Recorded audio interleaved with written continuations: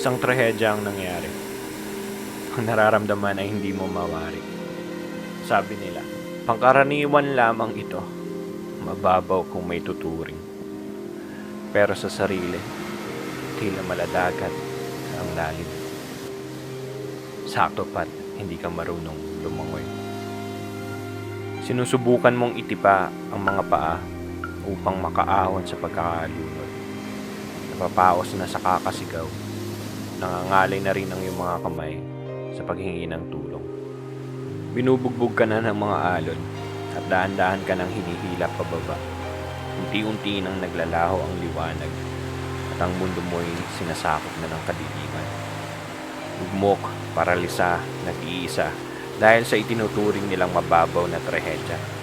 Kaawa-awa, walang pag-asa. Maaari mong pagmasdan ang mundong kinagalawan. Mapapansin mo, may pagsubok ang bawat isa na hindi basta nakikita ng munting mata. Minsan, dinadaan na lang ito sa mga ngiti, sa mga tawa. Pero kung ilalahad ito sa iba, nagbibigyang tenga ang bawat bigkas na salita. Hindi tumutugma ang nakikita sa tunay na sitwasyon niya.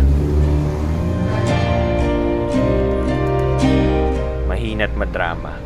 Ito ang turing sa mga taong nagbukas ng pintuan ng kanyang emosyon.